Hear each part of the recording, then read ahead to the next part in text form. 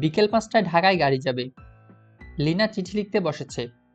দুটা চিঠি লিখবে, একটা মাকে আরেকটা বোনকে। চিঠি গত রাতে লিখে রাখা উচিত ছিল, এখন তাড়াহুড়ো করতে হচ্ছে। কত কিছু লেখার আছে, তাড়াহুড়ো করে কি লেখা যায়? শেষে দেখা যাবে আসল কথাগুলি লেখা হয়নি। মার কাছে লেখা চিঠি হবে একরকম, বোনের কাছে লেখা চিঠি অন্যরকম। মার চিঠিতে থাকতে হবে শরীরের খবর, খাওয়া দাওয়া কেমন হচ্ছে, এসব কিছু কথা। এই চিঠিটা লিখতে হবে খুব গুছিয়ে। বিনার চিঠিতে বানান ভুল থাকলে হবে না। বানান ভুল থাকলে বিনা খুব রাগ করে। চিঠির উত্তর দিবার সময় লেখে, সাধারণ বানান ভুল করো কেন আপা? ধুলা বানান কবে থেকে দীর্ঘকার হলো? লিনা মার চিঠি লিখতে বসলো। মাকে চিঠি লিখতে তার খুব ভালো লাগে, যা ইচ্ছা লেখা যায়। মা, কেমন আছো গো? রোজ রাতে ঘুমোবার সময় তোমার কথা মনে পড়ে। তোমার সঙ্গে ঘুমিয়ে ঘুমিয়ে এমন অভ্যাস খারাপ হয়েছে, তোমার গায়ের গন্ধ নাকে না এলে ঘুম হয় না। তুমি অবশ্যই একটা বোতলে তোমার গায়ের গন্ধ ভর্তি করে পাঠাবে। আমাদের এখানে খাওয়া দাওয়া খুব ভালো। সকালে ৩ ধরনের নাস্তা থাকে। একটা হলো কমন আইটেম, খিচুড়ি। মাংস দিয়ে খিচুড়ি রান্না হয়, সবাই খুব আগ্রহ করে খায়। আরেকটা আইটেম হলো রুটি, ভাজি এবং ডিম। আমি বেশিরভাগ দিন এইটা খাই। আমাদের স্যার সকালে নাস্তা খেতে পারেন না, তিনি ১ কাপ চা আর একটা টোস্ট বিস্কিট খান। দুপুরে লাঞ্চ খান, মাঝখানে চা ছাড়া আর কিচ্ছু না। আমার খুব ইচ্ছে করে জোর করে তাকে নাস্তা খাওয়াতে। অন্য সবার খাবারের দিকে তার এত নজর, কিন্তু নিজের খাবার দাবারের দিকে কোনো নজর নেই। মা, তুমি যে চালতার আচার বানিয়ে পাঠিয়েছিলে, স্যারকে খেতে দিয়েছিলাম। উনি খুবই পছন্দ করেছেন। আমি আচারের কৌটাটা স্যারের তাঁবুতে রেখে দিয়েছি। বাবুর্চিকে বলে দিয়েছি যেন রোজ খাবারের সঙ্গে দেয়। এখন একটা মজার কথা বলি মা, গতরাতে স্যারের তাঁবুতে বিরাট হইচই। ঘুম ভেঙে আমি ছুটে গেলাম। সবাই বলাবলি করছে তাঁবুতে সাপ ঢুকেছে। আমি তাঁবুতে ঢুকে দেখি স্যার বিছানায় পা তুলে বসে ঠকঠক করে কাঁপছেন। তাঁবু ভর্তি লোকজন। ঘটনা হচ্ছে, স্যারের তাঁবুতে বড় একটা মাকড়সা দেখা গেছে। স্যারের মাকড়সা ভীতি যে কি ভয়ঙ্কর, তুমি না দেখলে বিশ্বাসই করবে না। সাধারণ একটা মাকড়সাকে কেউ এত ভয় পায়? অনেকেই এটা নিয়ে হাসাহাসি করছিল। আমার এত মায়া লাগলো। মা, তুমি আমাকে নিয়মিত দুধ খেতে বলেছ। তোমার মনের আনন্দের জন্য বলছি, আমি রোজ রাতে ঘুমোতে যাবার আগে ১ কাপ করে দুধ খাচ্ছি। গ্রাম থেকে খাঁটি গরুর দুধ নিয়ে আসছে। আমি বাবুর্চিকে বলে দিয়েছি সে যেন স্যারকেও শোবার সময় ১ কাপ করে দুধ খেতে দেয়। সে তাই দিচ্ছে। আমার ধারণা ছিল স্যার সেই দুধ খান না। গতকাল বাবুর্চির কাছে শুনেছি স্যার দুধ খাচ্ছেন। আমাদের বেশ কয়েকজন বাবুর্চি। স্যারের জন্য যে বাবুর্চি রান্না করে তার নাম হোসেন মিয়া। সে অনেক রকমের ভর্তা বানাতে জানে। এর মধ্যে একটা ভর্তা হলো চীনাবাদামের ভর্তা। চীনাবাদাম পিষে সরিষার তেল, পেঁয়াজ আর কাঁচামরিচ দিয়ে ভর্তা বানায়। এই ভর্তাটা খেতে খুব ভালো। স্যার এই ভর্তা পছন্দ করে খান। মা, তুমি তো অনেক রকমের ভর্তা বানাতে জানো। একটা কোনো বিশেষ ধরনের ভর্তা বানানোর পদ্ধতি আমাকে সুন্দর করে চিঠি লিখে জানিও। আমি স্যারকে রেঁধে খাওয়াবো। তুমি শুনে খুবই অবাক হবে যে স্যারেরও রান্নার শখ আছে। আমি লক্ষ্য করেছি বাবুর্চি যখন রান্না করে স্যার প্রায় আগ্রহ করে রান্না দেখেন। একদিন দেখি তিনি নিজেই হাঁড়িতে চামচ নাড়ছেন। আমি তাড়াতাড়ি কাছে গেলাম। স্যার বললেন, লিনা, জাপানিজ খাবার কখনো খেয়েছো? আমি বললাম, না। স্যার বললেন, একদিন তোমাকে জাপানিজ খাবার রান্না করে খাওয়াবো। আমি খুব ভালো জাপানিজ রান্না জানি। ৬ মাস জাপানে ছিলাম, তেমন কিছু শিখতে পারিনি। ওদের রান্নাটা শিখেছি। জাপানিজদের মতো চিংড়ি মাছ পৃথিবীর আর কেউ রাখতে পারে না। মা, আমি ভাবিও নি যে স্যার সত্যি সত্যি জাপানিজ খাবার রান্না করবেন। উনি এত ব্যস্ত, রান্না করার তার সময় কোথায়? তাছাড়া বড় মানুষরা অনেক রকম কথা বলেন, যেসব কথা তারা মনেও রাখেন না। মনে রাখলে চলে না। আমার এই ধারণাটা যে কত ভুল, তার প্রমাণ পেলাম গত বুধবার। স্যার আমাকে কিচেনে ডেকে পাঠালেন। গিয়ে দেখি তিনি রান্নার সমস্ত আয়োজন শেষ করে বসে আছেন, আমার সামনে রাঁধবেন, যেন আমি শিখতে পারি। রান্নার জাপানিজ নাম আলিও ওলিও। আমি খুব গুছিয়ে লিখে দিচ্ছি যাতে তুমি রাঁধতে পারো। প্রথমে কিছু স্প্যাগেটি নিয়ে ৭-৮ মিনিট সিদ্ধ করতে দিবে। এই ফাঁকে কড়াইয়ে অলিভ অয়েল নেবে। সেই অলিভ অয়েলে ১ গাদা রসুন কুচি কুচি করে ছেড়ে দিবে। রসুনের সঙ্গে থাকবে কুচি কুচি করা শুকনো মরিচ। একটু লাল হতেই সিদ্ধ স্প্যাগেটি কড়াইয়ে ছেড়ে দিবে। ১ মিনিট নেড়ে নামিয়ে ফেলবে। খেতে হবে গরম গরম। মা, খেতে যে কি অসাধারণ, আর দেখলে কত সহজ রান্না। লিনা ভেবেছিল মাকে ছোট্ট চিঠি লিখবে। এই পর্যন্ত লিখে সে চমকে উঠল। ৫টা বাজতে ২-৩ মিনিট বাকি আছে। বিনাকে চিঠি লিখতে হলে গাড়ি মিস হবে। লিনা তার মার চিঠিটা খামে বন্ধ করে ঠিকানা লিখে ছুটে গেল। ঢাকাগামী গাড়ির কাছে হাসান দাঁড়িয়ে আছে। লিনাকে দেখে সে হাসি মুখে বলল, চিঠি কার কাছে যাচ্ছে? লিনা বলল, মার কাছে। হাসান বলল, তুমি তো অনেকদিন হলো এখানে পড়ে আছো, ছুটি নাওনি। এক কাজ করো, গাড়িতে করে চলে যাও, একদিন মার সঙ্গে কাটিয়ে আসো। লিনা বলল, আজ যাব না স্যার। হাসান বলল, আজ না গেলে অবশ্যই একদিক দিয়ে তোমার লাভ হবে, পূর্ণিমা দেখতে পারবে। আজ পূর্ণিমা, পূর্ণিমা দেখার জন্য আজ বিশাল আয়োজন করেছি। রাতের শিফটের কাজ বন্ধ, কোনো বাতি জ্বলবে না, কোনো ঘট ঘট শব্দ হবে না। যার ইচ্ছা সে জঙ্গলে জঙ্গলে ঘুরবে, মনের শখ মিটিয়ে পূর্ণিমা দেখবে। বড় সৌন্দর্য দেখার জন্য বড় আয়োজন লাগে।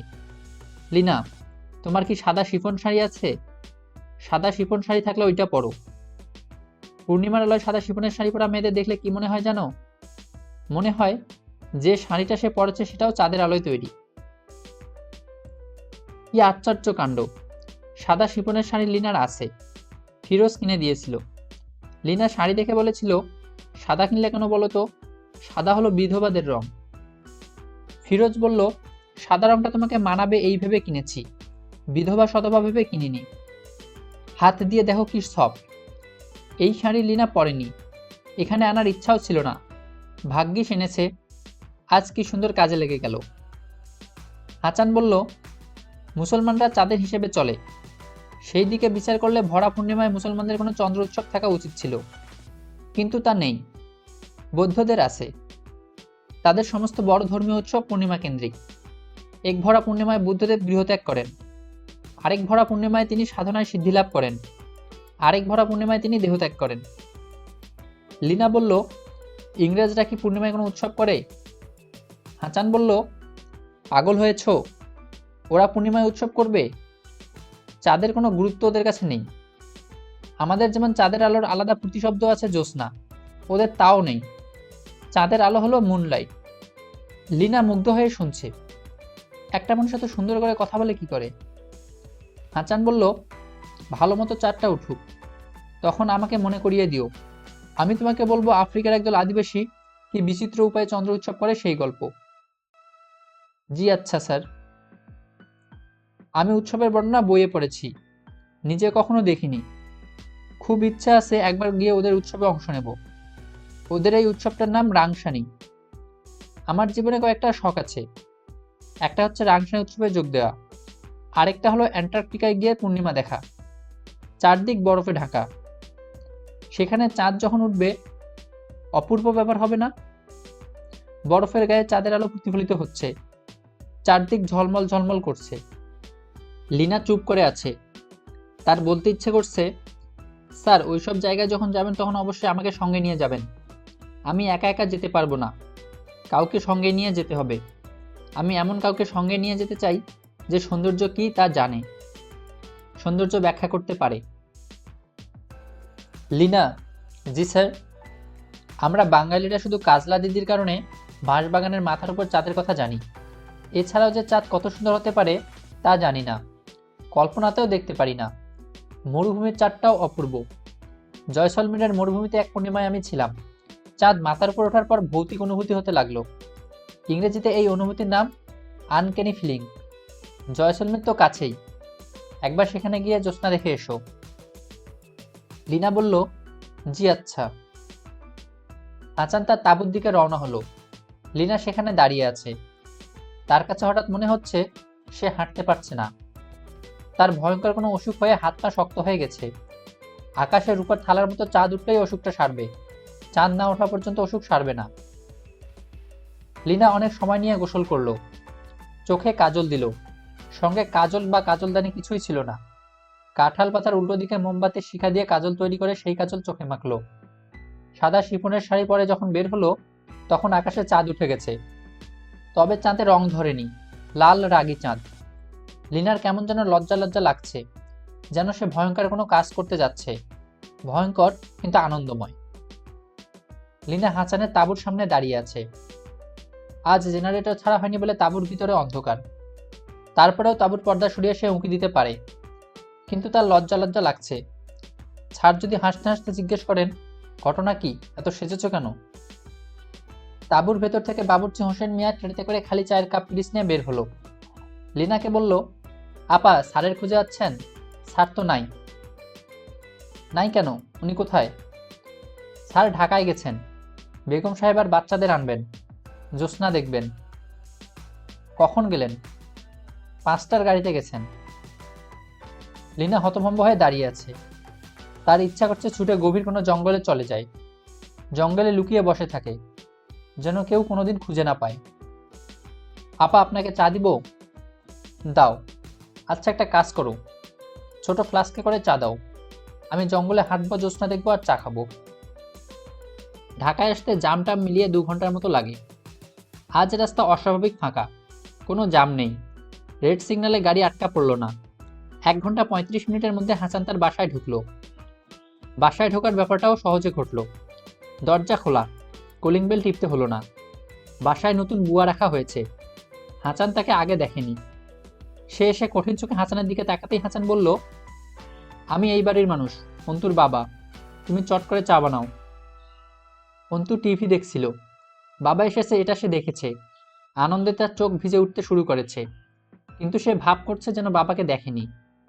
আর দেখলেও তার কিছু যায় আসে না। বাবার সঙ্গে এরকম অভিনয় করতে তার খুব ভালো লাগে। হাসান বলল, অন্তু বেটা কাছে আয়, আদর করে দেই। অন্তু বলল, আসতে পারবো না, টিভি দেখছি। অন্তুর অবশ্য ইচ্ছা করছে ঝাঁপ দিয়ে বাবার কোলে পড়তে। ইচ্ছে করলেই কাজটা করতে হবে তা না। সে প্রাণপণ চেষ্টা করছে টিভির দিকে মনোযোগ দিতে। হাসান বলল, কি দেখছিস রে বেটা? কার্টুন? না, জিওগ্রাফি চ্যানেল। বাবা, তুই তো জ্ঞানী হয়ে যাবি, অতীশ দীপঙ্কর টাইপ। অন্তুর ইচ্ছা করছে জিজ্ঞেস করে অতীশ দীপঙ্কর টাইপটা কি। সে জিজ্ঞেস করলো না। জিজ্ঞেস করলে প্রমাণ হয়ে যাবে টিভির দিকে তার মন নেই, তার মন পড়ে আছে বাবার দিকে। মা কই রে বেটা?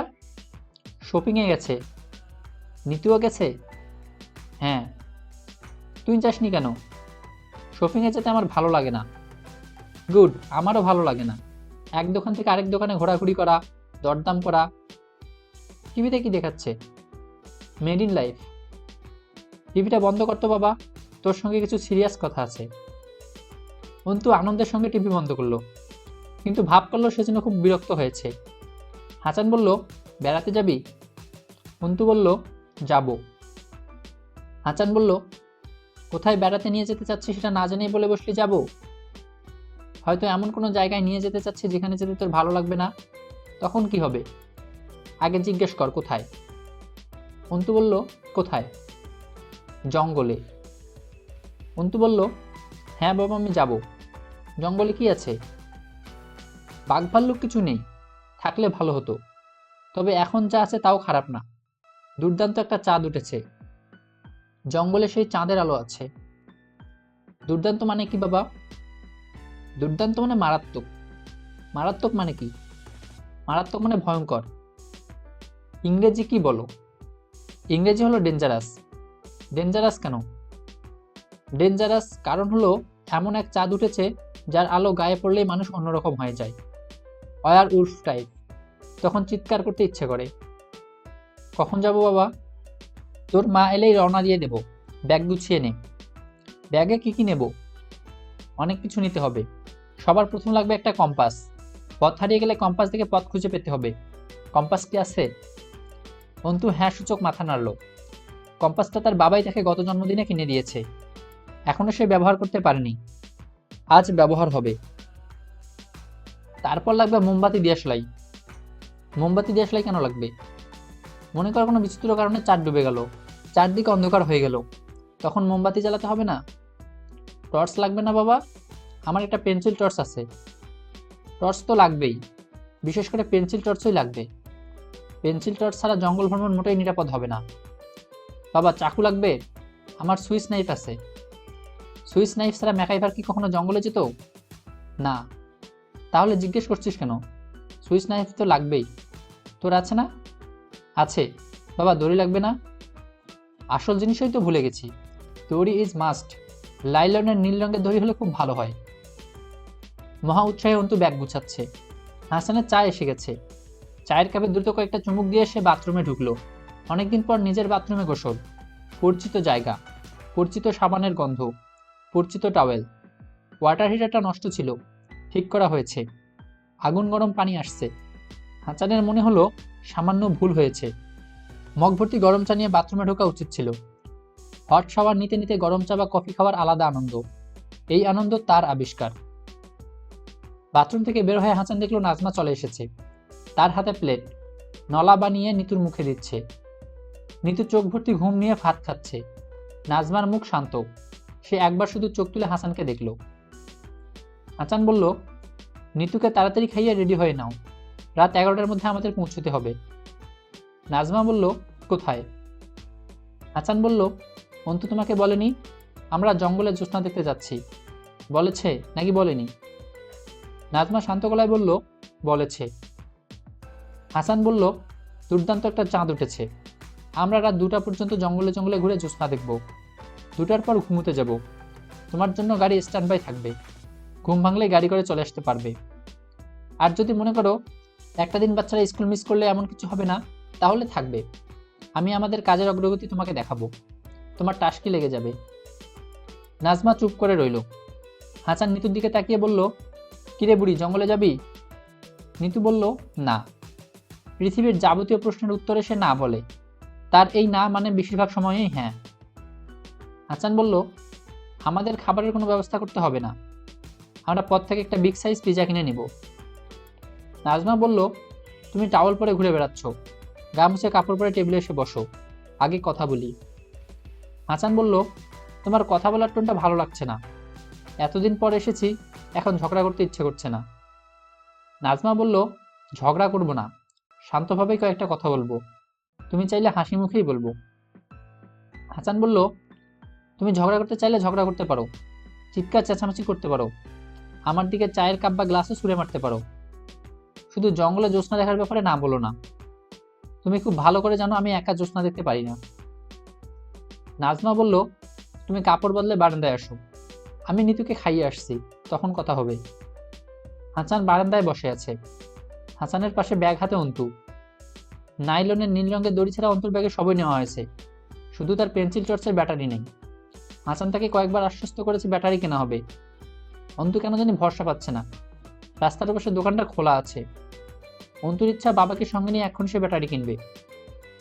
নাজমা নিজের জন্য মগ ভর্তি চা নিয়ে হাসানের পাশে বসলো। অন্তুর দিকে তাকিয়ে বলল, অন্তু তুমি ঘরে যাও, তোমার বাবার সঙ্গে কিছু জরুরি কথা বলবো। অন্তু বলল, আমাদের তো দেরি হয়ে যাচ্ছে মা। দেরি হলেও কিছু করার নেই, তোমার বাবার সঙ্গে আমার কথা আগে শেষ হতে হবে। ব্যাগ হাতে নিয়ে নিজের ঘরে যাও। অন্তু ঘরে চলে গেল।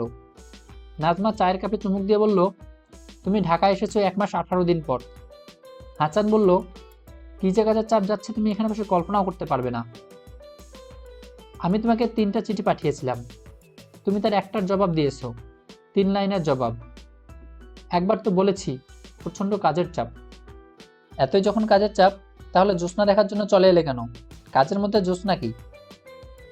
নাজমা, তুমি ঝগড়া করার চেষ্টা করছো।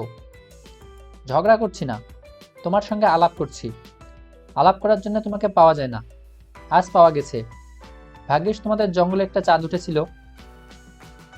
এই যে কথাগুলি বলছো, চলো এক কাজ করি, জঙ্গলে জ্যোৎস্নায় বসে আলাপ আলোচনা যা হবার হোক। নাজমা চায়ের কাপে চুমুক দিয়ে কাপ পাশে রাখতে রাখতে বলল, শুরুতে এই বিষয়টা পরিষ্কার করে নেওয়া ভালো। আমি তোমার সঙ্গে যাচ্ছি না। যাচ্ছ না মানে?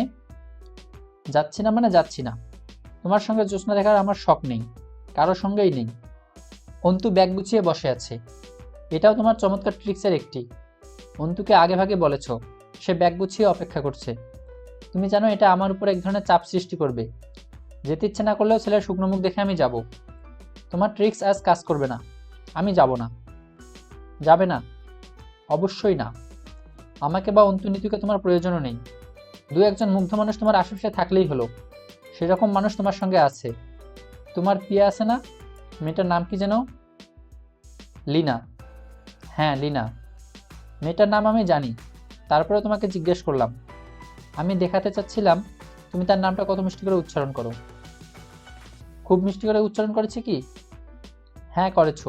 মুগ্ধ মানবী একজন তো তোমার সঙ্গেই আছে, শুধু শুধু আমাদের নিতে এসেছো কেন? নাজমা, তুমি ভুল লজিক ধরে এগুচ্ছ। তুমি আমার সঙ্গে যাবে না ভালো কথা, মেয়েটাকে শুধু শুধু টানছো কেন?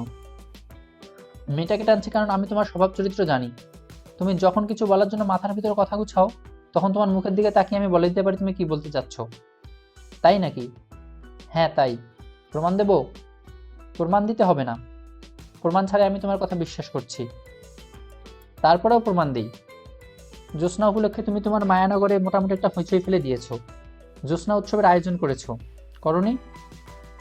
উৎসবের আয়োজন করিনি, তবে কাজকর্ম বন্ধ রেখেছি, জেনারেটর চালু হয়নি। লিনা মেয়েটিকে বলনি সাদা শিফন পরে জ্যোৎস্নায় হাঁটতে? চাঁদের আলোয় সাদা শিফন পরলে মনে হবে জ্যোৎস্নার কাপড় পরা হয়েছে। এই কথা একসময় আমাকে বলেছো, আরো অনেককে বলেছো, তাকেও নিশ্চয়ই বলেছো, বলনি? হ্যাঁ বলেছি। জাপানি খাবার রান্না করে খাওয়াওনি? আলিও ওলিও কিংবা টমেটো বেসড স্প্যাগেটি পমদোরো নিশ্চয়ই খাইয়েছো। হ্যাঁ খাইয়েছি, তাতে কি প্রমাণিত হয়? আগে যে অনেকবার প্রমাণিত হয়েছে তাই প্রমাণিত হয়। আমাকে তোমার প্রয়োজন নেই, তোমার প্রয়োজন একজন মুগ্ধ মানবী, যার চোখ সারাক্ষণ বিস্ময়ে চকচক করবে। আমার মধ্যে বিস্ময় নেই, মুগ্ধতাও নেই, আমাকে দরকার হবে কেন? কথা শেষ হয়েছে না আরো বলবে? মূল কথা বলা হয়ে গেছে, মূলের বাইরের একটা কথা বলে নেই। অন্তুর জন্য যে তীব্র আকর্ষণ তুমি বোধ করো, তার কারণটা কি তুমি জানো? পুত্রের প্রতি আকর্ষণের পিছনে কারণ লাগে? অবশ্যই কারণ লাগে। অন্তু মুগ্ধ বিস্ময়ে তোমার দিকে তাকিয়ে থাকে বলেই তুমি তার প্রতি তীব্র আকর্ষণ বোধ করো। মুগ্ধ হবার মতো বয়স নিতুর হয়নি বলে নিতুর প্রতি তোমার আকর্ষণ বোধ তেমন কাজ করে না। ওরা যখন বড় হবে, ওদের মুগ্ধতা কেটে যাবে, তখন ওদের প্রতি তুমি কোনোই আকর্ষণ বোধ করবে না। আমার কথা শেষ, এসো খেতে এসো। হাসান বলল, অন্তু যেতে না পারলে খুবই মন খারাপ করবে। একটা কাজ করি, আমি নতজানু হয়ে তোমার কাছে প্রার্থনা করি, এবারের মতো চলো। এসব নাটক অনেকবার করেছো, আর না প্লিজ। তাহলে যাচ্ছ না? না। নাজমা ঘরে ঢুকে গেল। হাসান বসে রইল একা। অন্তু এসে ঢুকলো। অন্তু বলল, বাবা তুমি তো বকে কেন? আসল জিনিসটার কথা তুমি ভুলে গেছো। হাসান বলল, আসল জিনিস কি? আমরা যে জঙ্গলে যাচ্ছি সেই জঙ্গলের একটা ম্যাপ লাগবে না? পথ হারিয়ে ফেললে তো আমাদের ম্যাপ দেখতে হবে। ন্যাশনাল জিওগ্রাফিতে দেখেছি পথ হারিয়ে ফেলে ওরা ম্যাপ দেখে। হাসান দ্রুত চিন্তা করছে, আজ যাওয়া হবে না। এই দুঃসংবাদটা ছেলেকে কিভাবে দেওয়া যায়? এমনভাবে বলতে হবে যেন ছেলে মনে কষ্ট না পায়। কোনো কিছুই মাথায় আসছে না। অন্তু বাবার গা ঘেঁষে দাঁড়িয়ে আছে। আনন্দ এবং উত্তেজনায় তার চোখ চকচক করছে। লিনা বনের ভিতর বসে আছে। তার হাতে ঘড়ি নেই। সময় কতটা পার হয়েছে বুঝতে পারছে না। তবে রাত অনেক হয়েছে। একটু আগে 4টা ছিল মাথার উপর, এখন নামতে শুরু করেছে। ক্যাম্প থেকে সারা শব্দ আসছিল, এখন তাও নেই। লিনা উঠে দাঁড়ালো। সে এগুচ্ছে গভীর বনের দিকে। কাজটা ঠিক হচ্ছে না। দিনের বেলাতেই সে একবার পথ হারিয়েছিল, আর এখন মধ্যরাত। চাঁদের আলো অবশ্য আছে, চাঁদের আলো পথ খুঁজতে সাহায্য করে না, বরং পথ ভুলিয়ে দেয়। লিনা এলোমেলো ভঙ্গিতে হাঁটছে, মনে হচ্ছে ঠিক হাঁটছেও না, বাতাসে ভাসতে ভাসতে এগুচ্ছে। ম্যাডাম সালাম আলাইকুম। লিনা থমকে দাঁড়ালো। শামসুল আলম কোরেশি নামের অল্প বয়সী ইঞ্জিনিয়ার ছেলেটা। ওরা তিনজন সবসময় একদলে থাকে। আজ সে একা হাঁটছে, কিংবা তিনজন মিলেই হয়তো হাঁটছে। বাকি দুজন দূরে দাঁড়িয়ে আছে, একজনকে পাঠানো হয়েছে কথা বলার জন্য। কোথায় যাচ্ছেন ম্যাডাম? কোথাও যাচ্ছি না তো, হাঁটছি, জ্যোৎস্না দেখছি। আমি অনেক দূর থেকে আপনাকে দেখে খুবই চমকে গিয়েছিলাম। কেন? শামসুল আলম কোরেশি নিচু গলায় বলল, আপনি সাদা রঙের শাড়ি পরেছেন। সাদা রঙের শাড়ি, চাঁদের আলো সব মিলে হঠাৎ মনে হয়েছিল আপনি বোধহয় মানুষ না, অন্য কিছু। ভূত প্রেত? না, তাও না। আমার কাছে মনে হচ্ছিল পরি। ম্যাডাম আমার কথা কিছু মনে করবেন না, আমি কিছু ভেবে কথাটা বলিনি। আমি কিছু মনে করিনি। ম্যাডাম আসুন, আপনাকে তাঁবুতে পৌঁছে দেই। এত রাতে একা একা জঙ্গলে হাঁটা ঠিক হবে না। আমাকে পৌঁছে দিতে হবে না, আমি একা একা হাঁটবো। ঝিলটা কোন দিকে একটু দেখিয়ে দিন। আমি কি সঙ্গে আসবো? না থ্যাংক ইউ। লিনা ঝিলের দিকে এগুচ্ছে। চাঁদের আলোয় ঝিলের পানিতে নিজের ছায়া দেখতে ইচ্ছে করছে। লিনার কাছে বিনার চিঠি। আপা, মার কাছে লেখা তোমার দীর্ঘ চিঠি খুব মন দিয়ে পড়লাম। তুমি আমার স্বভাব জানো, আমি কখনো অন্যের চিঠি পড়ি না। মা আমাকে পড়তে দিল। আমি বললাম, তোমাকে লেখা চিঠি আমি পড়ব না। তখন মা বলল, চিঠিটা পড়ে দেখ। আমার মনে হয় লিনার মাথা ঠিক নেই। আপা, আমারও তাই ধারণা, তোমার মাথা ঠিক নেই। মাকে তুমি কি লিখেছো তা কি তোমার মনে আছে? পুরো চিঠিতে তোমার স্যারের কথা। তোমার ভুবন ছাড়ময় হয়ে গেছে, যেন তিনি আছেন বলেই তুমি আছো। 13-14 বছরের কিশোরী মেয়েদের মতো তুমি যে তোমার স্যারের প্রেমে হাবুডুবু খাচ্ছ তা কি তুমি জানো? কিশোরী মেয়েদের একটা সুবিধা আছে, তারা হাবুডুবু খায়, আবার একসময় ভেসে ওঠে, হাসির মতো শরীর থেকে পানি ঝেড়ে ফেলে প্যাক প্যাক করতে করতে বাড়ি চলে যায়। এই সুবিধাটা তোমার নেই। তোমার স্যার খুব বুদ্ধিমান একজন মানুষ, তিনি তোমার মানসিক অবস্থা অবশ্যই ধরতে পেরেছেন। তার উচিত ছিল ব্যাপারটা শক্ত হাতে সামলানো, তিনি তা করেননি। কেন করেননি তাও অনুমান করতে পারি। ইট পাথরও পূজা পেতে পছন্দ করে, আর উনি ইট পাথর না, বুদ্ধিমান একজন মানুষ। কেউ হৃদয় মন দিয়ে তাকে পূজা করছে, তা তিনি পছন্দ করবেন না এটা হতেই পারে না। আপা শোনো, তুমি তো গান টান পছন্দ করো না, রবীন্দ্রসঙ্গীত আর নজরুল গীতির মধ্যে তফাৎটা কোথায় তাও বোধহয় জানো না। রবীন্দ্রনাথের একটা গান আছে, আমি সকল নিয়ে বসে আছি সর্বনাশের আশায়। এই গানটা রবীন্দ্রনাথ তোমার জন্য লিখেছেন। তুমি সকল নিয়ে সর্বনাশের আশায় বসে আছো। এখন তোমাকে একটা উপদেশ দিচ্ছি, তুমি আমার বয়সে বড়, নয়তো তোমাকে আদেশ দিতাম। উপদেশটা হচ্ছে, চাকরি ছেড়ে তুমি ঢাকায় চলে আসো। যেদিন চিঠি পাবে সেদিনই, এক মুহূর্ত দেরি করবে না। তোমার স্যারকে তুমি প্রাণভোমরা ভাবছো, আসলে তিনি তোমার মরণ পাখি। এই পাখি যেই তুমি হাত দিয়ে ছুবে, অমনি তোমার সব শেষ। আপা, বুঝতে পারছো কি বলছি?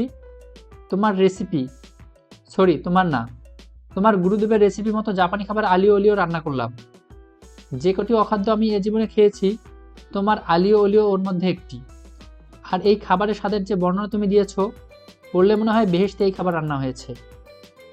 আপা, তুমি এখন যে অবস্থার মধ্যে দিয়ে যাচ্ছ, তাতে আমি নিশ্চিত তোমার স্যার যদি গরুর ভুসি, অলিভ অয়েল, রসুন এবং শুকনো মরিচ দিয়ে মেখে এনে বলে এই জাপানি খাবারের নাম ভুসি ওলিও, তুমি গপ গপ করে খাবে এবং বলবে তুমি তোমার মনুষ্য জীবনে এর চেয়ে ভালো খাবার খাওনি। আমার খুব ভয় লাগছে আপা, তুমি চলে এসো। ফিরোজ ভাই প্রায় এসে আমাদের খোঁজ খবর নিচ্ছেন। তিনি আগের মতোই হাসি খুশি আছেন, তবে তোমার ব্যাপারে খানিকটা চিন্তিত। সেদিন কথায় কথায় বললেন তুমি তাকে কোনো চিঠি দাওনি, তুমি তার চিঠির জবাব দিচ্ছ না। এটা কেমন কথা বলো তো? আপা মনে রেখো, বাবার মৃত্যুর পর আমাদের পুরো পরিবার জলে ভেসে যেতে বসেছিল। ফিরোজ ভাই একা সেই ভেসে যাওয়া পরিবার টেনে তুলেছেন। ভাইয়ার কথা তোমার মনে পড়ে না আপা? আমাদের সবাইকে কি ভালোই না বাসত। ভাইয়া মারা গেছেন, আমরা ভাইয়াকে ভুলেও গেছি, কিন্তু ভাইয়ার এই বন্ধুটি তাকে ভুলেনি। ফিরোজ ভাই মনে কষ্ট পায় এমন কিছু তুমি কখনো করবে না, কখনো না। চিঠি শেষ করবার আগে আরেকবার বলছি, তুমি চাকরি ছেড়ে চলে এসো। মা তোমার জন্য শুকনো মরিচের আচার দিয়ে দিয়েছেন, তোমার খাবার জন্য, তোমার ছাড়ের খাবার জন্য নয়। আমার কি ইচ্ছে করছে জানো? আমার ইচ্ছা করছে ওই ভণ্ডটাকে একটা চিঠি লিখে তার ভণ্ডামি দূর করে দিই। তোমার গুরুদেবকে আমি ভণ্ড বলছি, তুমি নিশ্চয়ই রাগে লাফাচ্ছ। রাগে লাফালেও আমার কিছু করার নেই, আমি তাকে ভণ্ডই ডাকবো। ইতি বিনা। লিনা সব চিঠি 3বার করে পড়ে। প্রথমবার অতি দ্রুত পড়ে, কি পড়ছে বেশিরভাগই মাথায় ঢোকে না। দ্বিতীয়বার ভাবে ধীরে সুস্থে পড়বে, কিন্তু দ্বিতীয়বার প্রথমবারের চেয়েও দ্রুত পড়ে। তৃতীয়বারের পড়াটা ভালো হয়। লিনা তার বোনের চিঠি একবারই পড়ল। পড়ার পর চিঠিটা একপাশে সরিয়ে রেখে কাগজ কলম হাতে নিল। এক্ষুনি বিনাকে চিঠির জবাব দিতে হবে। প্রচণ্ড রাগ লাগছে। বিনাকে চিঠি না লেখা পর্যন্ত রাগটা কমবে না। সমস্যা একটাই, কি লিখবে কিছুই মাথায় নেই, মাথা ফাঁকা হয়ে আছে। লিনা লিখল, বিনা, তোর চিঠি পড়েছি, খুব অন্যায় কথা লিখেছিস, তারপরেও তোর কথা মানলাম। আমি চাকরি ছেড়ে চলে আসছি। স্যারকে তুই ভণ্ড বলেছিস, আমি তাতে মনোকষ্ট পেয়েছি। ভুল বা অন্যায় যা করার আমি করেছি। আমাকে ভণ্ড বলতে চাইলে বল, ওনাকে কেন বলবি? এই পর্যন্ত লিখে লিনার মনে হলো চিঠি লেখার প্রয়োজন নেই, সে তো চলেই যাচ্ছে। আগামীকাল বিনার সঙ্গে দেখা হবে, যা বলার সামনাসামনি বললেই হবে। লিনা চিঠি ছিঁড়ে ফেলে চাকরি ছেড়ে দেবার ব্যাপারটা নিয়ে স্যারকে লিখতে বসলো। রেজিগনেশন লেটার লেখার কিছু নিয়মকানুন আছে, ওইসব নিয়মকানুনের ভিতর দিয়ে সে যাবে না। সহজ সরল একটা চিঠি লিখবে, আজই স্যারের হাতে দেবে। স্যার এমন মানুষ যে চিঠি নিয়ে কোনো প্রশ্নই করবেন না। লিনা লিখল, শ্রদ্ধেয় স্যার, আমার সালাম নিন। নিতান্তই পারিবারিক কারণে আমি এই চাকরি করতে পারছি না, আমাকে বাড়িতে থাকতে হবে। আপনার সঙ্গে কাজ করা আমার জীবনের আনন্দময় কিছু ঘটনার একটি। আপনি যে বিশাল কর্মকাণ্ড শুরু করেছেন, আমি নিশ্চিত তা আপনি একদিন সুন্দরভাবেই শেষ করবেন। এর সঙ্গে আমি শেষ পর্যন্ত যুক্ত থাকতে পারবো না, এটা ভেবে আমার খুব খারাপ লাগছে। আপনি ভালো থাকুন এবং সুস্থ থাকুন, এই আমার কামনা। বিনিতা, লিনা। কোনো বানান ভুল আছে কিনা বের করার জন্য চিঠিটা লিনা কয়েকবার পড়ল। যদিও বানান ভুল নিয়ে স্যারের তেমন মাথা ব্যথা নেই। বানান ভুল নিয়ে হইচই করবে বিনা, স্যার কখনো করবেন না। চিঠি পড়ে স্যার কি করবেন তাও লিনা জানে। তিনি কোনো প্রশ্ন করবেন না। কোন সমস্যার জন্য লিনা কাজ এসেছে তাও জানতে চাইবেন না। তিনি ব্যস্ত হয়ে পড়বেন কখন সে যাবে, গাড়ি আছে কিনা, এইসব জানার জন্য। চলে যাবার সময় স্যার বলবেন, ভালো থেকো। 2 শব্দের এই বাক্যটি ছাড়া স্যার আর কিছু বলবেন বলে লিনা মনে করে না। না বলাই ভালো। এর চেয়ে বেশি কথা বললে লিনার চোখে অবশ্যই পানি চলে আসবে। সে কাজ ছেড়ে দিয়ে চলে যাচ্ছে, অথচ ভেউ ভেউ করে কাঁদছে। এটা হবে অত্যন্ত হাস্যকর একটা ঘটনা। চিঠিটা যে এখনই দিতে হবে এমন কোনো কথা না। লেখা থাকলো, কাল ভোরে স্যার যখন নাস্তা খেতে বসবেন তখন সে চিঠি দেবে। লিনা চিঠি হাতে উঠে দাঁড়াতেই বাবুর্চি হোসেন এসে বলল, আপা স্যার আপনাকে ডাকে। লিনা বলল, স্যার কোথায়? হোসেন বলল, ডাইনোসর পার্কে। স্যার আমাকে বলেছেন আপনাকে সাথে করে নিয়ে যেতে। কি জন্য জানো? একটা ঘটনা আছে আপা। চলো যাই। রাত 9টার মতো বাজে। অন্য সময় রাত 9টায় ক্যাম্পে প্রচুর আলো থাকে। সারি সারি ইলেকট্রিক বাতি জ্বলে। আজ কোনো বাতি নেই, শুধু তাঁবুর ভেতর আলো জ্বলছে। এর বাইরে কোনো আলো নেই, লোকজনও নেই, সব কেমন ফাঁকা। লিনা বলল, লোকজন সব কোথায়? ডাইনোসর পার্কে গেছে আপা, ওইখানেই ঘটনা। কি ঘটনা? হোসেন রহস্যময় ভঙ্গিতে হাসল। কি ঘটনা সে বলতে চায় না। লিনা ভাবছে, স্যারের সঙ্গে যেই থাকে সেই স্যারের মতো হয়ে যায়। হোসেন প্রথম যখন কাজ করতে আসে তখন প্রচুর কথা বলতো, এখন কথা বলা কমিয়ে দিয়েছে। এখন কোনো প্রশ্ন করলেই অবিকল স্যারের মতো করে রহস্যময় হাসি হাসার চেষ্টা করে। ডাইনোসর পার্কের ঝিলের পাশে প্রচুর লোকজন। অন্ধকারে কিছুই প্রায় দেখা যাচ্ছে না। বিশাল ডাইনোসরগুলিকে কালো পাহাড়ের মতো লাগছে। একজনকে মাঝে মাঝে ডাইনোসরের গায়ে টর্চ ফেলছে, তখন আবছেভাবে দেখা যাচ্ছে। হাসান বলল, এখন কেউ টর্চ ফেলবে না। টর্চের আলো নিভে গেল। লিনাকে দেখে হাসান বলল, ম্যাডাম আপনার জন্য আমরা অপেক্ষা করছি। হাসানের কণ্ঠস্বর তরল, আনন্দময়। লিনা চমকে উঠল। কি আশ্চর্য, স্যার তো এমন ভঙ্গিতে কোনো কথা বলেন না। তার লজ্জা লাগছে, আবার খুব ভালোও লাগছে। লিনা বলল, স্যার কি হচ্ছে? হাসান বলল, ম্যাজিক হচ্ছে। এখন আমরা ম্যাজিক দেখব। আমাদের ম্যাজিক দেখাবেন দ্য গ্রেট জাদুকর মিজু। মিজু হাসানের পাশেই দাঁড়িয়ে আছে। সে তার স্বভাব মতো বিড়বিড় করে কিছু বলল। কেউ তার একটা কথাও বুঝতে পারল না। হাসান বলল, ডাইনোসরগুলো এখনো কমপ্লিট হয়নি। স্টিল ফ্রেমে কংক্রিট দেওয়া হয়েছে, শেপ দাঁড়িয়ে গেছে, তবে ফাইনালি ফিনিশিং হয়নি। ফিনিশিং হবে, রং হবে।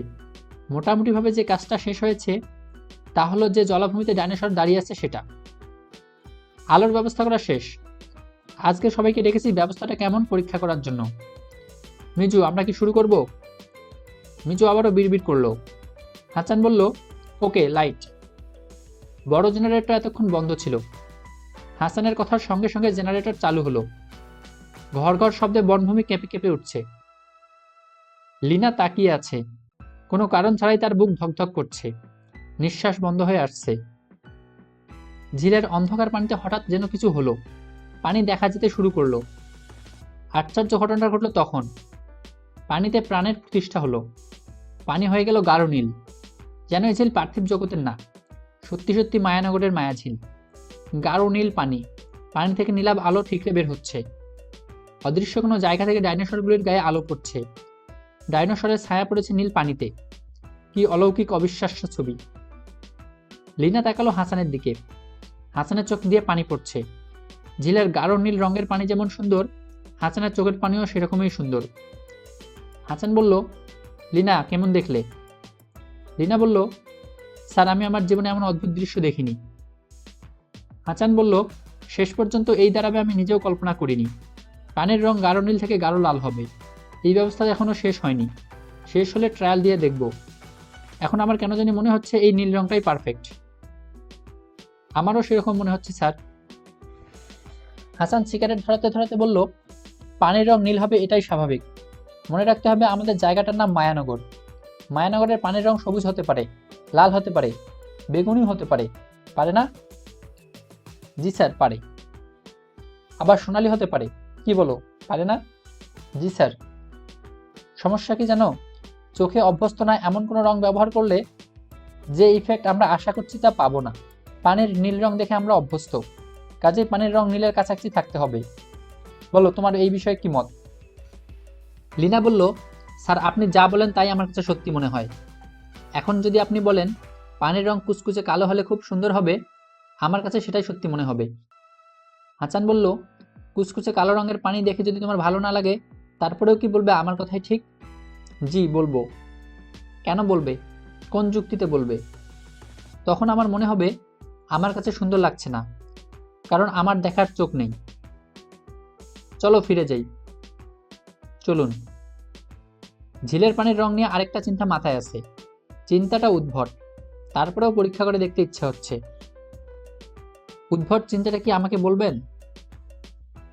না, বলবো না। লিনা শোনো, আমি ঢাকায় যাচ্ছি। ইয়াকুব সাহেব জরুরি তলব পাঠিয়েছেন। আজ রাতেই দেখা করতে হবে। যত রাতই হোক আমি যেন দেখা করি। তিনি অপেক্ষা করে থাকবেন। আমার টেনশন লাগছে। কিসের টেনশন স্যার? ইয়াকুব সাহেব খেয়ালি ধরনের মানুষ। আমাকে যদি বলেন এই কাজের এখানেই সমাপ্তি, টাকা অনেক বেশি খরচ হয়ে গেছে, আর খরচ করা যাবে না, এই নিয়েই টেনশন। তিনি মাঝপথে কাজ থামিয়ে দেবেন? তা দিতে পারেন। খেয়ালি মানুষের খেয়াল হলো পানির বুদবুদের মতো, দেখতে সুন্দর কিন্তু ক্ষণস্থায়ী। কে জানে তার নাতনি হয়তো খবর পাঠিয়েছে সে আসবে না। লিনা বলল, স্যার আপনি শুধু শুধু টেনশন করবেন না। আমার দৃঢ় বিশ্বাস ইয়াকুব সাহেবকে একবার যদি এনে আপনি ডাইনোসর পার্ক দেখান তাহলেই হবে। বিয়ের কনেকে সাজিয়ে গুজিয়ে দেখাতে হয়। প্রজেক্ট শেষ না হওয়া পর্যন্ত আমি তাকে কিছুই দেখাবো না। শালবনের ভেতর দিয়ে পথ। হাসান আগে আগে যাচ্ছে, তার কয়েক পা পিছনে লিনা। হাসানের অভ্যাস অতি দ্রুত হাঁটা। লিনাকে তার সঙ্গে সঙ্গে আসতে খুব কষ্ট করতে হচ্ছে। বুকে হাঁপ ধরে যাচ্ছে। হাসানের হাতে টর্চ লাইট। টর্চ লাইটের খুব আলো, মনে হচ্ছে জাহাজ থেকে জঙ্গলে সার্চ লাইট ফেলা হচ্ছে। লিনা। জি স্যার। শালবনের একটা বিশেষ দিক কি তোমার চোখে পড়েছে? আমার চোখ খুব সাধারণ, বিশেষ কিছু আমার চোখে পড়ে না। জোনাকি চোখে পড়ছে না? জি স্যার। অনেকদিন পর জোনাকি দেখলাম। জোনাকি বলে যে একটা অপূর্ব ব্যাপার আছে, ভুলেই গিয়েছিলাম। জোনাকি পোকার চাষ করা গেলে ভালো হতো। মায়ানগরে কৃষ্ণপক্ষের রাতে হাজার হাজার জোনাকি পোকা জ্বলছে, অপূর্ব দেখাবে না? জি দেখাবে। জোনাকি পোকা কোন আবহাওয়াতে দ্রুত বংশবৃদ্ধি করে তা জানার চেষ্টা করছি। আমেরিকায় আমার এক বন্ধুকে ইমেল করছি, ফায়ারফ্লাই সম্পর্কে প্রকাশিত সব বই যেন পাঠায়। তোমাকে দেখে মনে হচ্ছে তুমি ক্লান্ত হয়ে পড়েছ। দাঁড়াবে খানিকক্ষণ, রেস্ট নেবে? রিনা কিছু বলল না। হাসান দাঁড়িয়ে পড়ল, হাতের টর্চ নিভিয়ে দিল। চারদিকে ঘন অন্ধকার। শালগাছের মাথার উপর তারাভর্তি আকাশ ঝলমল করছে। হাসান বলল, লিনা তোমাকে একটা কথা জিজ্ঞেস করি, তুমি কিছু মনে করো না। বাই এনি চান্স তুমি কি এই চাকরি ছেড়ে ঢাকায় চলে যাবার কথা চিন্তা করছো? লিনা চমকে উঠে বলল, এই কথা কেন বললেন স্যার? হাসান বলল, আমার সিক্সথ সেন্স খুব প্রবল। আমার সিক্সথ সেন্স আমাকে এই কথাটা বলছে। অবচেতন মনের চিন্তা। অবচেতন মন নানান তথ্য সংগ্রহ করে শেষ পর্যন্ত একটা সিদ্ধান্তে আসে। এই সিদ্ধান্ত চেতন মনকে জানায়। চেতন মন হঠাৎ সিদ্ধান্তের খবর জানতে পারে। লিনা কিছু বলল না। হাসান বলল, লিনা আমি তোমাকে ছোট্ট একটা অনুরোধ করি, প্রজেক্টটা শেষ না হওয়া পর্যন্ত আমার পাশে থাকো। চলো রওনা দেওয়া যাক। হাসান আবারও আগের ভঙ্গিতে দ্রুত হাঁটতে শুরু করেছে। লিনা এখন আর হাসানের সঙ্গে তাল মিলিয়ে দ্রুত হাঁটছে না। সে পিছিয়ে পড়েছে। তার জন্য তার খারাপ লাগছে না, বরং ভালো লাগছে। তার ইচ্ছা করছে অন্তত কিছু সময়ের জন্য একা হয়ে যেতে। শালবনের ভেতর সে একা একা ঘুরবে, কেউ তাকে দেখবে না। তাঁবুতে পৌঁছেই হাসানের কাছে লেখা চিঠিটা লিনা ছিঁড়ে কুচি কুচি করে ফেলল এবং তার স্বভাব মতো বিছানায় উপর হয়ে শুয়ে কিছুক্ষণ কাঁদল। শোবার ঘরের বারান্দায় ইয়াকুব সাহেব বসে আছেন। ইজি চেয়ারে গা এলিয়ে বসা না, শরীর টান টান করে বসা। তার দৃষ্টি তীক্ষ্ণ, ঠোঁটের ফাঁকে রহস্যময় হাসি নেই। হাসান চিন্তিত বোধ করছে। এমন কিছু কি ঘটেছে যে ইয়াকুব সাহেব তার উপর বিরক্ত? এই মানুষটির সঙ্গে তার তেমন পরিচয় নেই। পরিচয় থাকলে হাসান তার চোখের দিকে তাকিয়ে বলে দিতে পারত মানুষটা বিরক্ত কি বিরক্ত না। বিরক্তি প্রকাশের একটা সাধারণ ভঙ্গি আছে। এই মানুষটাকে ঠিক সাধারণের পর্যায়ে ফেলা যাচ্ছে না। হাসান, ভালো আছো? জি ভালো আছি। লন্ডভন্ড শব্দটার ইংরেজি জানো? কোন ধরনের লণ্ডভণ্ড? মানসিক লণ্ডভণ্ডের এক ইংরেজি, আবার ঘরবাড়ি লণ্ডভণ্ডের আরেক ইংরেজি। শুনলাম তুমি আমার জায়গাটা লণ্ডভণ্ড করে দিয়েছ। হাসান চুপ করে রইল। আলোচনা কোন দিকে যাবে সে এখনো বুঝতে পারছে না। ইয়াকুব সাহেব বললেন, লণ্ডভণ্ড করো বা অন্য কিছু করো, কিছুই যায় আসে না। যে সময় তোমাকে বেঁধে দিয়েছি ওই সময়ে কাজ শেষ করতে হবে। পারবে? পারবো। এটা বলার জন্যই তোমাকে ডেকেছি। তুমি আরো কিছু টাকা চেয়েছিলে, পাঠানো হয়নি। চেকটা রেডি করে রেখেছি, তোমাকে হাতে হাতে দেওয়ার জন্য বসে আছি। Thank you sir. আপনি কি এর মধ্যে গিয়ে কাজের প্রোগ্রেস দেখবেন? তুমি কি চাও আমি দেখি? না, চাই না। চাও না কেন? হাসান ছোট্ট নিঃশ্বাস ফেলে বলল, আপনি মায়ানগর বানাচ্ছেন আপনার নাতনিকে চমকে দেবার জন্য, আমি এটা বানাচ্ছি আপনাকে চমকে দেবার জন্য।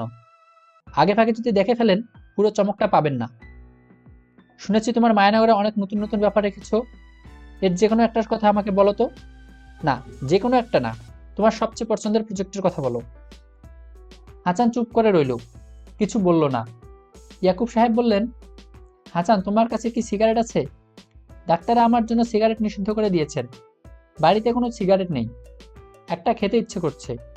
তুমি একটা সিগারেট ধরাও, আমি একটা ধরাই। হাসান সিগারেটের প্যাকেট বের করে দিল। ইয়াকুব সাহেব খুবই আগ্রহের সঙ্গে সিগারেট ধরালেন। হাসান, জি স্যার।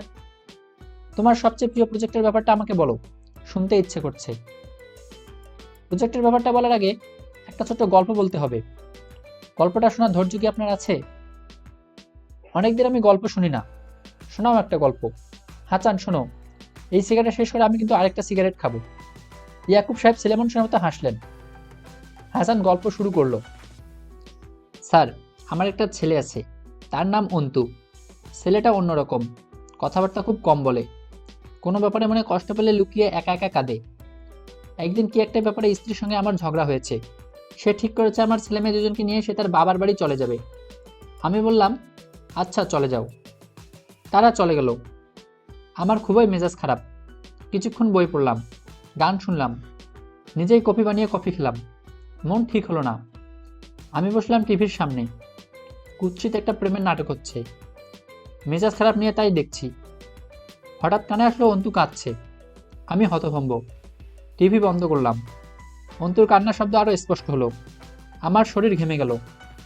আমি বুঝলাম আমার হ্যালুসিনেশন হচ্ছে। বোঝার পরেও এ ঘরে সে ঘরে খুঁজলাম।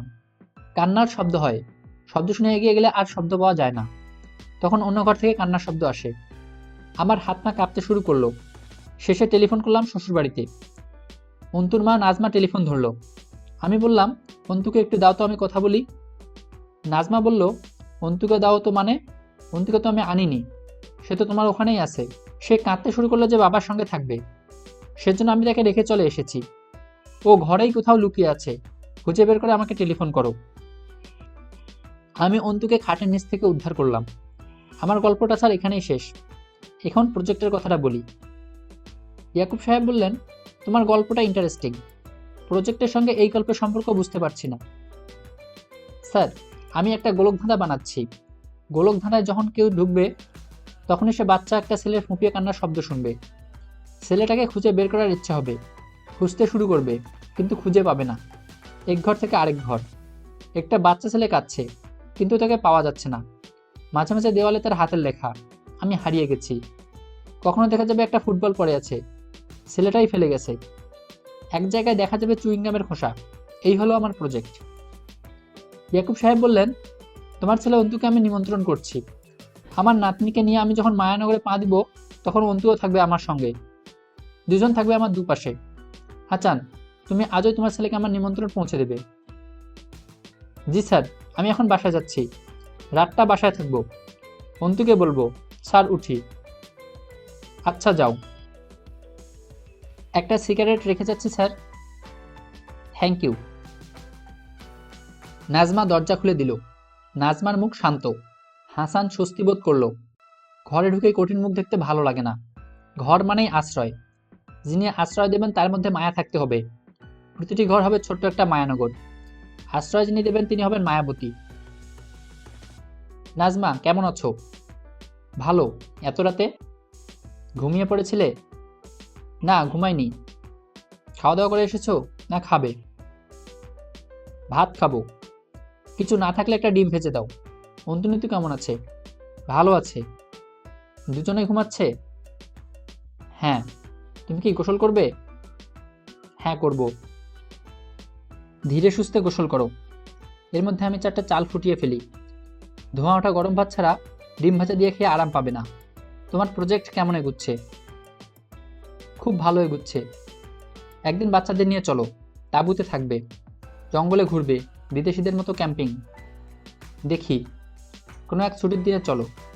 আচ্ছা যাব। হাসান বাথরুমে ঢুকলো, দীর্ঘ সময় নিয়ে গোসল করলো, রাতের খাবারটা আরাম করে খেলো। আগুন গরম ভাতের উপর ঘি ছিটিয়ে দেয়া, ডিম ভাজা, শুকনো মরিচ ভাজা। হাসানের মনে হলো ঢাকা শহরে এরকম একটা রেস্টুরেন্ট খুব চলবে। রেস্টুরেন্টের ফিক্সড মেনু, বিরুই চালের গরম ভাত, গাওয়া ঘি, দেশি মুরগির ডিম ভাজা, শুকনো মরিচ ভাজা। ডিম আগেই ভাজা হবে না, ঘি দিয়ে ভাত খাওয়া শুরু করলে ডিম ভাজা হবে।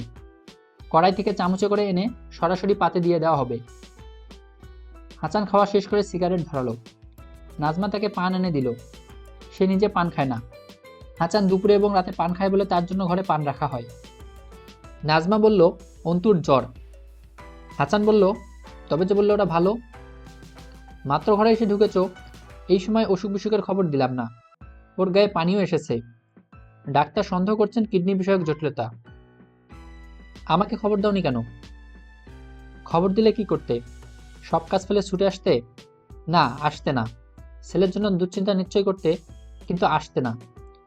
ধরো ছেলেকে যদি চিকিৎসার জন্য দেশের বাইরেও নিয়ে যেতে হয়, আমাকেই নিয়ে যেতে হবে, তুমি কিন্তু নিয়ে যাবে না। হাসান চমকে উঠে বলল দেশের বাইরে নিয়ে যেতে হবে নাকি? নাজমা বলল ডাক্তার এমন কিছু বলেননি, তবে তাকে খুব গম্ভীর মনে হলো। তিনি বললেন কিডনির অসুখটা ছোট বাচ্চাদের এখন খুব হচ্ছে, অসুখটা ভালো না।